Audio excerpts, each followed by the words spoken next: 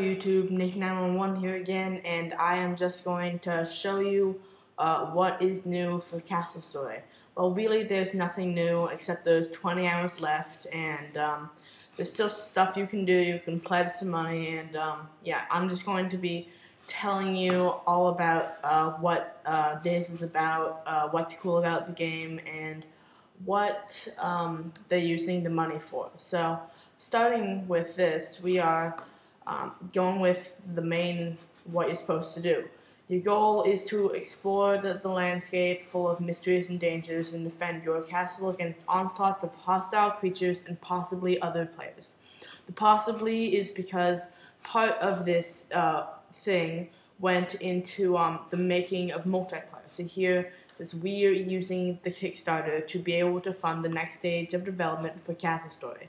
So we can build the next multiplayer, single player, and multiplayer modes. We'll use the money for software licenses, which is just like studios and stuff, and software hosting. It's like forums and stuff. Multiplayer. Here we go. And since we're at 670,000 basically, out of their previously pledged of 80,000, I guess, and that's about 900% of what they wanted. So that's pretty awesome. So you'll probably be able to see most of all this. So this surviving thing is basically just food for them, stuff like that. Polish is basically just finishing unfinished areas and debugging everything and making everything cleaner, like audio and stuff like that. See, they want music and audio as well. So they're hiring 2 musicians to compose the music for the thing, and and they composed the music for the trailer. So that was just 2 musicians. I don't really remember what it was. So yeah. So basically, they're trying to make a soundtrack and stuff like that. So what this game has is it has a sandbox kind of thing. So you can build like fortresses and just blow it up and keep on going and going. And they might put on the debug menu, which is basically like you can spawn stuff and like turn it to day and night. Stuff like that, have an unlimited resources, keep stockpiles into bricks and stuff like that. And then there's a physics thing, which is like, say you take one brick of, one crucial brick out of a castle, that then part of that castle will fall, maybe killing some of your people, crushing them, maybe toppling your tower, ruining what you spent hours doing. So you have to watch out and make everything you make fail-proof too. So it all obeys the laws of physics, which is kind of why they made it 2x1 bricks instead of 1x1, because in something that I will be showing you later, it shows why they did that. So combat in this is pretty cool because there's like actual like missing, and you can actually like see them fighting, like running around and stuff. So hopefully they'll make it better, but for now it's still pretty good. You can even build catapults too, which was one of the new updates. Well, not new, but like I think they made catapults like a month or 2 ago. Same with the ragdoll effect that happens when they die. So strategy. You also need strategy. Like say you're trying to beat like 10 archers. So basically, in the near mountain. So what you would do, you would go around the mountain and make it so they couldn't see you, so that you could just ambush them. Because in that second thing, it showed that they suck at close combat. They can't hit you for like anything. They can hit you like maybe once out of 10 times. So you have the advantage there. So, and they're also trying to make new weapons and armor and stuff. Hopefully, in the prototype, you will see many types of weapons and units, like their combo and option system that I was talking about earlier in an earlier thing. So this is just going to be awesome. It comes out in 20 hours, and Jared will probably post the first thing since I'm going to be taking my friend to the airport because he's been staying here for a while, and but still, I'll be back like around 2 or 3. So I thank you all for all of you viewing everything that I've done. It means a lot to me and a lot to Jared, and yeah, 300 views in 4 days is pretty good, pretty awesome.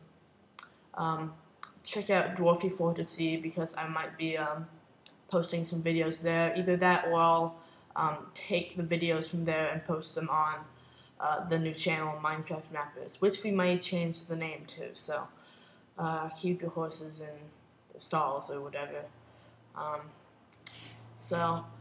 Yeah, and I've been messaging the leader, and he says that the prototype will be good, and there'll be some new stuff that you haven't seen, and they'll be posting an update soon about something big. So when they do, I will post a number 4. So I hope you like that. So see here, I have selected the 45 or more because I bought one for me and one for Jared. Jared is really lucky because I had a $50 gift card to Amazon given to me by my German aunt, who's really nice, by the way. And yeah, so this game's going to be pretty awesome. I'm just going to go through what you can get. This is just the first demonstration that they did 6 months ago before they quit their jobs, I guess. The rewards, getting your name in the game. I will show you this later after I tell you all about this. So name in the game is basically you just get your name in like a credits, but in this thing there'll be a credit island, and you'll see what that is later. So the beta is an early version of the game, and you have access to any updates that come further down the road, and it'll be free, which means like any expansions, like you know, Dungeon Defenders has tons of expansions, but they cost like $3 each. You would get those for free because you were one of the original backers. And except for number 15, you get updates until the final release. So I would suggest getting 25 or more because that's good. I wouldn't suggest getting 30. I would suggest just getting the prototype since you're already pretty close to there. I got this like a few days ago, so I've just been really nervous about it. I'm just like shaking right now. Maybe it's because I'm cold. Maybe it's because, oh my god, 20 hours. It's gonna be awesome. Me and Jared are hoping to like pick this thing up like Yogscast, but actually Yogscast did that to Minecraft, but that was after it was already really big. It actually started in World of Warcraft, but then it got bigger. Like we're just doing like a bunch of things. We're like at like 4 or 5 genres right now. So yeah. So the prototype is basically what they've shown so far that works exactly. So like, say they have. So you saw that like kind of big rock guy. That guy they might not show because they said that they haven't really got him to work like really well yet. But hopefully, because that was like a week ago, it'll work at least better. So where was I? So t-shirts. These are all the t-shirts. I kind of want to get that one. That one's cool. It's like Obama. Like Obama, but like with a big hammer. So he's like a Bigtron judge. Here are the posters. They're both pretty cool. Glowing mushrooms over there. See, the thing I want to like know is what that will be with the game. See, these crystal things, they kind of remind me of the Yogscast Kickstarter thing, but they didn't really tell us what the crystals do. So hopefully there'll be some kind of thing. So here's the plushie. I didn't get that since it's just the 45. All I got were the prototypes and the betas and the 2 names. So yeah, and so yeah. Hope you liked me telling you what this was all about. And oh, and it will be released for Windows and Mac. It took me a while to find that, and it's just right here. So, so bye. I will be showing you this. Okay, bye. But before I do that, I'd like to celebrate with you the fact that we reached $500,000. We still got 8 days to go, so keep it up. But yeah, let's get back to business. We got this question a lot recently. Hey, it says here that you'll put my name in the game, but there are over 20,000 backers. Won't that be the longest credit roll ever? Well, that's true. We realized that this would suck for our backers, since getting your name lost in an endless sea of names kind of defeats the purpose, doesn't it? So, we came up with an idea to make having your name in the game more interesting. We call it the Credit Island. Let me start by saying that I think credit rolls in general are pretty stupid and useless. No one ever looks at them. If you're done watching a movie and credits start scrolling, you really should go do something else. So, there we are, asking ourselves how we can make the credits more interesting and how we can motivate people to look at them. Here's the plan. First off, we create an island.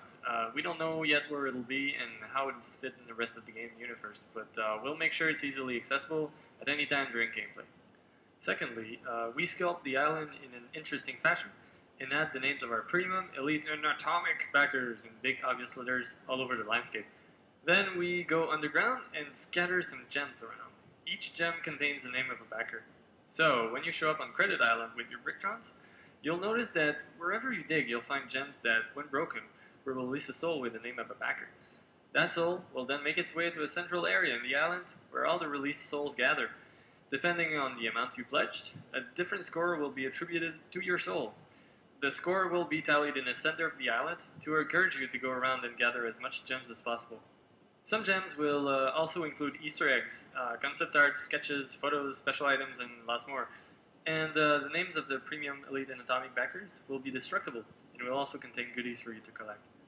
Finally, if you find your own name while exploring the Credit Island, you'll be the proud owner of an achievement. The island will be identical for everyone so that the community can map the names of everyone as they are being found. We really think this will be a whole lot of fun for everyone, and it's a much better way of displaying the names of our backers. So please tell us what you think in the comments below, and thanks for watching.